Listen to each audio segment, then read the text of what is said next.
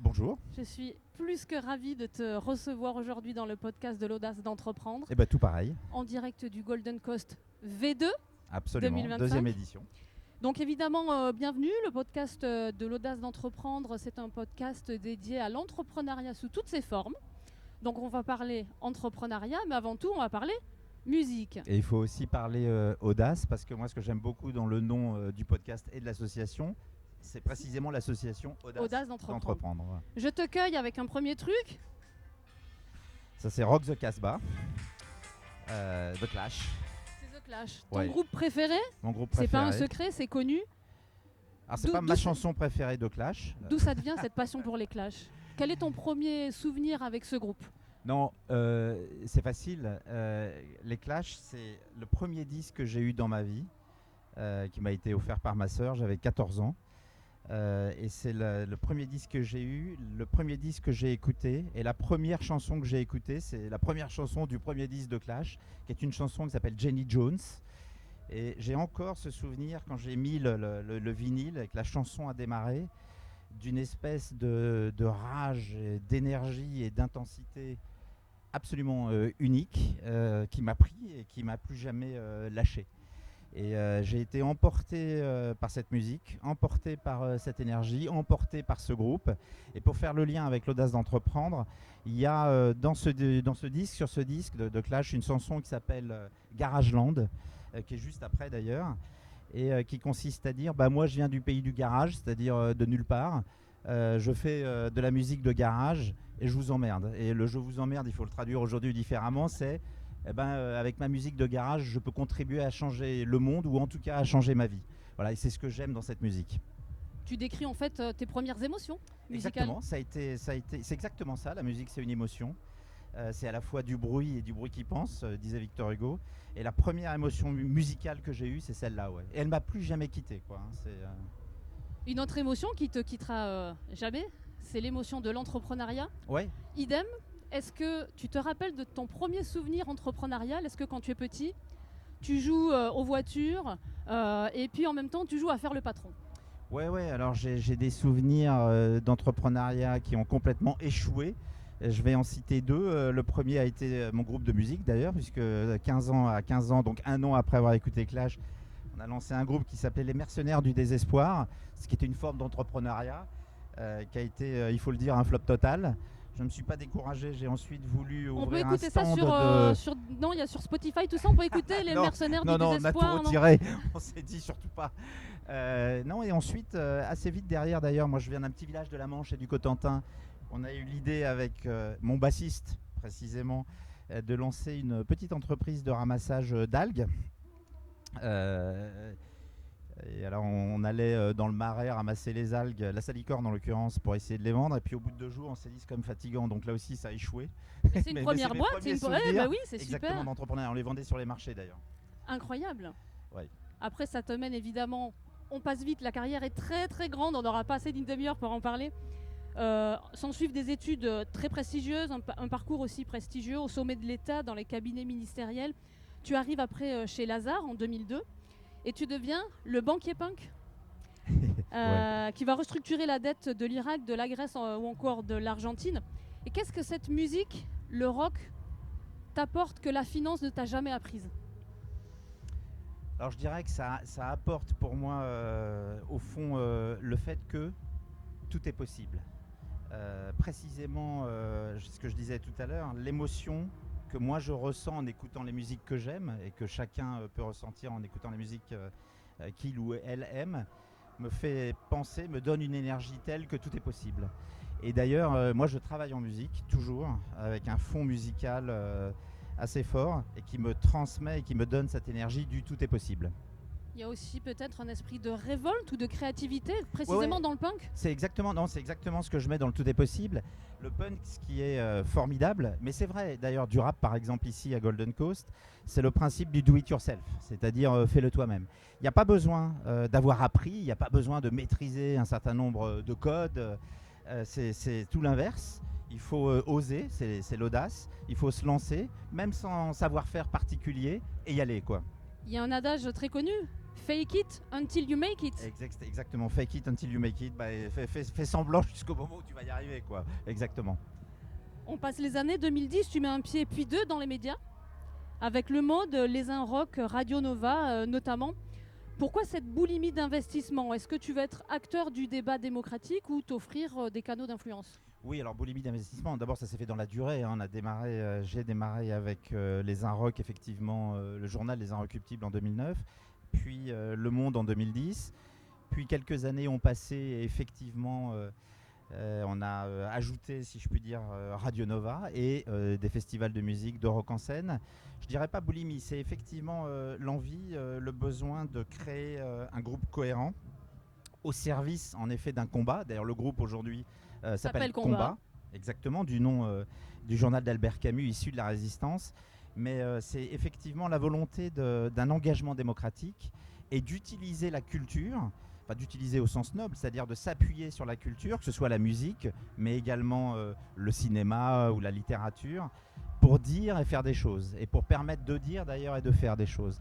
Donc oui, si je résumais, c'est ça, c'est vraiment la volonté de s'engager dans le débat démocratique. Ouais.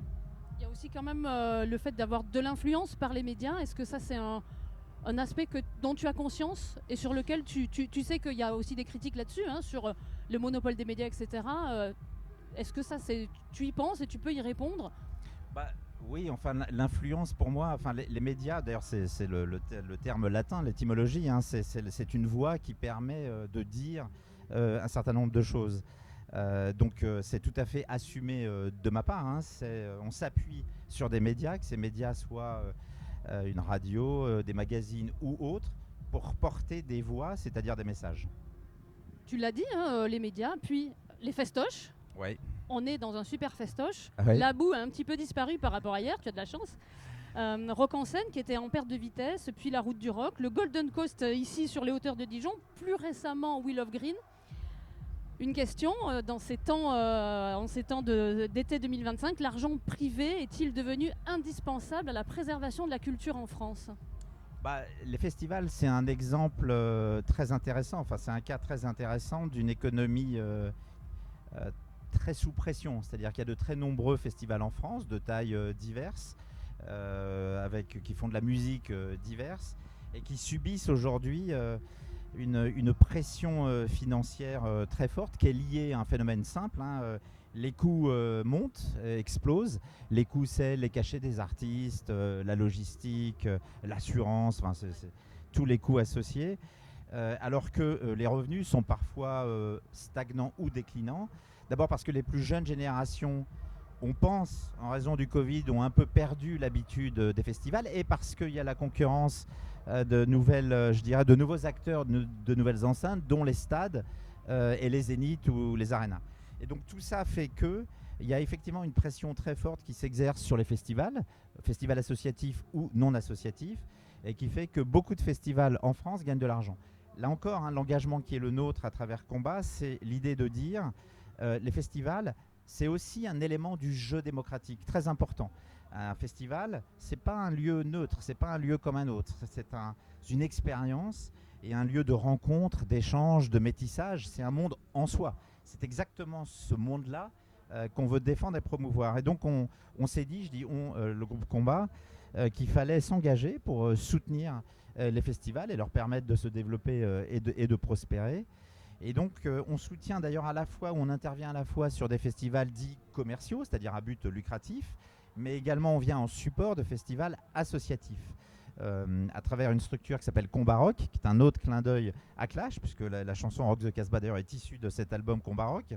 Et l'idée de Combat Rock, c'est de créer une plateforme en quelque sorte de mutualisation des coûts, et qui vient en aide au festival associatif. Bien redistribué après. Exactement. Et le premier exemple de ça a été l'association de Combat Rock avec la Route du Rock, qui est le festival de rock de Saint-Malo. Pourquoi le Golden Coast? À Dijon, on n'est pas à Paris, on n'est pas à Marseille, on est la 3e place forte du rap français maintenant? Ouais. Ah non, la première place forte désormais. Pourquoi Dijon? Parce que Christian Alex, qui est le cœur, l'esprit, le poumon, l'âme, le fondateur, le dirigeant de ce festival. Le patron. Bah, tout ça signifie patron. le primus inter pares, non, mais vraiment, c'est lui qui a eu l'idée. Qui est une idée, je pense, absolument fantastique. Il est parti d'un constat simple, fort de l'expérience qu'est la sienne, qui est que le rap, c'est bien plus qu'une musique. D'abord, c'est la première musique en France. Si vous regardez les streams sur les plateformes, les 20, les 25, les 30 premiers artistes streamés sont d'ailleurs des artistes de rap, mais des artistes de rap français. C'est bien plus qu'une musique, c'est une culture, avec tout ce qui va autour. La mode, le sport, une attitude, une façon de voir le monde. Le langage. Évidemment. Et le constat, c'était que cette culture-là, au fond, n'avait aucune enceinte, si je puis dire, pour la soutenir, l'accueillir, en tout cas en France. Et donc Christian a eu cette idée de lancer ce festival, Golden Coast. Je dois vous dire que moi, il m'a fallu entre une demi-heure à une heure pour comprendre pourquoi ça s'appelait Golden Coast. D'une évidence, Mathieu, quand même. C'est pour vous dire la lenteur. Ouais, bah, Mathieu, quand même. T'es lent. Ouais, c'est vrai. Je me suis dit, mais qu'est-ce que ça veut dire, Golden Coast? Alors, tu sais que maintenant, on dit le GoCo. Hein. Ouais, le GoCo, bien sûr, le GoCo. Ça y est. Et donc, on est très heureux de ce festival. C'est la 2e édition. La première édition a été un grand succès. Et en fait, on voit qu'on s'améliore chaque année, puisque la première édition, je crois qu'il faisait moins 10 degrés, on était tous en doudoune. Et pour la 2e édition, il fait 20 degrés et le soleil est là. Voilà, ce n'est que le début. La doudoune n'est pas loin. Non, là, il fait chaud dans nos cœurs de toute façon, mais je suis convaincu que mais vraiment fondamentalement convaincu que c'est le début d'une très grande aventure ici et qui dépassera même le festival lui-même, au sens ce qu'on va créer, mais je m'en remets à Christian. C'est vraiment un écosystème autour de ce lieu, de ce moment et de cette marque. Donc ça peut s'installer durablement sur le plateau de Corcelles-Lémont. Ça va. Ça va. C'est pas ça peut, ça va, ça doit. Ça va s'installer durablement, j'ai absolument aucun doute. Ouais. Et puis c'est un lieu magnifique d'ailleurs. Ouais. C'est vrai que c'est pas mal, l'accessibilité est plutôt bonne. Ouais, l'accessibilité est bonne, le lieu est vraiment très beau. Non, vraiment, c'est un très beau site. Ouais. Alors on serait heureux de confirmer que ça va durer dans le temps et qu'on pourra avoir un GoCo numéro 3, un numéro 4. Bah non, mais moi je peux il se trouve que Christian Alex, on ne le voit pas, il est derrière la caméra. Là, je me tourne vers lui, mais pour moi c'est une évidence qu'il y aura un 3, 4, 5, 6, 7, 8. Voilà. Bah ça c'est la bonne nouvelle. On en revient un petit peu à l'entrepreneuriat, Mathieu, si tu veux bien. Oui. Donc dans ta carrière, tu as misé sur des secteurs au modèle, on va dire, plutôt fragiles. La presse, les festivals, tu en as parlé. On ne va pas vers ces entreprises dans l'idée de gagner de l'argent tout de suite. Ma question est simple, est-ce que la quête de valeur et de sens doit toujours prendre le lead sur le ROI, Return on Investment? Moi, en fait, je pense que c'est vraiment une très bonne question parce qu'en effet, ce sont des secteurs qui ne sont pas évidents d'un point de vue économique ou financier, qui sont très bousculés. Les festivals, on vient d'en parler. La presse, évidemment, parle, le digital, les réseaux sociaux, etc. Mais moi, je dirais deux choses et qui sont, je trouve, au cœur de l'audace d'entreprendre. La première, c'est qu'il faut faire les choses par passion, par engagement. Il faut suivre les valeurs qui sont les siennes. Et moi, là, en l'occurrence, c'était le cas. Il ne faut pas se trahir dans ce qu'on propose. Jamais se trahir, il faut être fidèle à soi-même. Et au contraire, je vais même le dire de manière très positive, s'engager dans les passions qui sont les nôtres. Mais le deuxième point, et je crois que c'est fondamental, c'est qu'il faut quand même veiller à préserver les conditions de la durabilité, si vous voulez, et de l'indépendance. Et la condition d'indépendance, c'est le fait de ne pas perdre d'argent, c'est fondamental. Donc l'objectif qui est le nôtre et qui doit être celui d'entreprises de ce type, pour pouvoir précisément rester indépendant et libre et continuer à défendre les valeurs qui sont les nôtres, c'est au minimum d'être neutre ou de gagner de l'argent. Voilà. Et il faut vraiment réussir à allier les deux, c'est une conviction profonde, c'est la passion et l'engagement et j'ose pas dire la profitabilité, mais il faut pas perdre d'argent. Soyons francs, il ne faut pas perdre d'argent. Non, exactement. Sinon, ça ne peut pas tenir. Alors justement, si on arrive un petit peu malheureusement vers l'échec, tu as réussi de très grandes fusions-acquisitions. On pense à GDF Suez, celle du PSG, champion d'Europe, magnifique. Mais tu as un peu échoué sur la rentabilisation de Melty et connu un destin plus houleux au sein du monde. Alors est-ce que tu es de la team Mandala, qui veut que chaque défaite est une étape d'apprentissage, ou soyons francs et honnêtes, l'échec, ça craint? Non, moi d'ailleurs je considère aucun des deux cas que tu as cités comme des échecs, pour être tout à fait clair. Et j'ai à chaque fois appris des difficultés qui ont été les miennes et les nôtres. La vie, elle est faite de hauts et de bas. Et je trouve que l'on apprend beaucoup plus d'ailleurs dans les moments difficiles que dans les donc bas que dans les moments hauts. Et on apprend beaucoup plus de soi-même, la résilience, la capacité à résister, à rebondir, mais également des autres, ceux qui vont vous suivre ou pas dans les moments difficiles. Et quand je dis les autres, ça peut être votre entourage, mais ça peut être vos partenaires. Ça peut être les banques en l'occurrence, parce qu'on parle d'entreprises qui vous suivent ou pas. Et donc non, au contraire, je pense que je ne vais pas citer Nietzsche ici à Dijon, même si un certain nombre de rappeurs doivent le citer et s'y référer, mais ce qui ne tue pas rend plus fort. Et donc non, on apprend beaucoup des échecs, bien sûr. Et Je dirais même que l'échec, c'est fondamental vraiment pour durer. Et tu t'appuies sur quoi et sur qui quand tu es en bas? Tu parlais de haut et de bas. Quand tu es en bas, bon, bah, tu regardes le truc et tu dis step by step ou... Oui, alors ça c'est les recettes personnelles, si je puis dire. Je vais en donner deux. La première, c'est d'arriver à allier à la fois le step by step, c'est-à-dire le caractère séquentiel, très organisé, avec une vision de long terme. Et moi, je pense qu'il faut toujours avoir les deux, c'est-à-dire une vision de long terme, une vision très claire de là où on veut aller, une perspective, et en même temps une capacité à être très structuré et organisé à court terme. Ça, c'est la première chose que je dirais. La deuxième, fondamentale, et je lui rends hommage parce qu'il est là aussi derrière la caméra, il se succède, donc on ne le voit pas, mais c'est l'importance de l'entourage, de ceux qui vous entourent, ceux avec qui vous travaillez, ceux qui vous accompagnent et que vous accompagnez au jour le jour. Ça, c'est absolument fondamental, la capacité à pouvoir échanger, discuter, se corriger, apprendre, et en l'occurrence... Se remettre en question. Se remettre en question, évident, bien sûr. Oui. Et en l'occurrence, Emmanuel Hogg qui est là, qui est un très grand dirigeant d'entreprise, qui a dirigé notamment l'AFP et l'INA, qui désormais dirige Combat, et, et celui qui me remet en question en permanence. Voilà.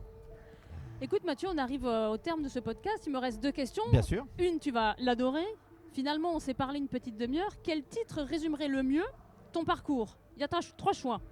London Calling, transformer le chaos en opportunité. Clamp Down, on en a parlé tout à l'heure, avec cette dénonciation du conformisme dans lequel on peut beaucoup te retrouver. Ou Should I Stay or Should I Go, un clin d'œil à ton parcours entre départ fracassant et nouvelles aventures. Ouais, alors c'est intéressant, c'est 3 chansons de Clash d'abord, je précise. Et il y a une réponse facile, mais qui est vraie et sincère, qui consisterait à dire les 3, parce que chacune des 3 est au fond une facette de moi-même, mais je vais quand même répondre à la question et jouer le jeu, je vais en choisir une. Et qui sera Clamp Down, qui est une chanson que j'adore. C'était une évidence. Ouais, voilà, qui pour moi d'ailleurs, je vais te dire une chose, et j'allais dire l'hymne punk ou un des hymnes punk, c'est-à-dire une chanson qui est pour moi emblématique de ce qu'est le punk, par sa volonté justement de dire faut changer les choses. Ouais. Dernière question, qu'est-ce que tu pourrais dire à un jeune chef d'entreprise ou quelqu'un qui va nous écouter et qui peut-être n'ose pas marquer son aventure, débuter dans l'entrepreneuriat? Quel conseil ou quelle première erreur tu lui dirais d'éviter en tout cas? Alors je vais dire plusieurs choses. Je vais démarrer par le plus important pour moi, et qui est ce que vous êtes et ce que tu es, qui est d'ailleurs une citation révolutionnaire, qui est de l'audace, encore de l'audace, toujours de l'audace. Moi je dis exactement, hein, c'est pour ça que je dis ça, mais je le pense fondamentalement. Les choses passent vite, la vie passe vite, et c'est pas un propos de vieux con, c'est une réalité factuelle. Il ne faut pas avoir des regrets, il faut suivre les passions et il faut oser, de l'audace. Ça c'est fondamental, tout part de là. Et surtout ne pas avoir de peur, de frein. Il faut se dire tout est possible toujours. Pas rentrer dans des cases. On est refuser toujours toutes les cases. C'est pas parce qu'on n'a pas suivi tel parcours, telle formation, tel etc. qu'on va pas y arriver. Tout est possible toujours. Pour ça, c'est l'audace. La deuxième chose que je dirais, mais je vais répéter ce qu'on s'est dit tout à l'heure, donc je vais pas te saouler avec ça, mais c'est l'importance de l'entourage, de s'appuyer sur des gens de confiance et sur des partenaires qui peuvent t'accompagner, comme l'audace d'entreprendre. Quel concert tu vas voir ce soir? Tous? Ouais, non, je vais essayer d'en voir le maximum, mais je vais aller voir SCH à nouveau, qui revient pour la 2e année ici à Dijon. Merci beaucoup Mathieu. Merci, c'était un plaisir. Un plaisir d'écouter ton parcours, très inspirant bien évidemment, et des grosses pointures, des gros visages qu'on apprécie en interview et qui donne voilà, du courage et qui donne de l'impulsion. Donc merci beaucoup. Merci Et à passe toi. un très bon Merci à vous. festival. Merci beaucoup. Merci. À bientôt. À bientôt.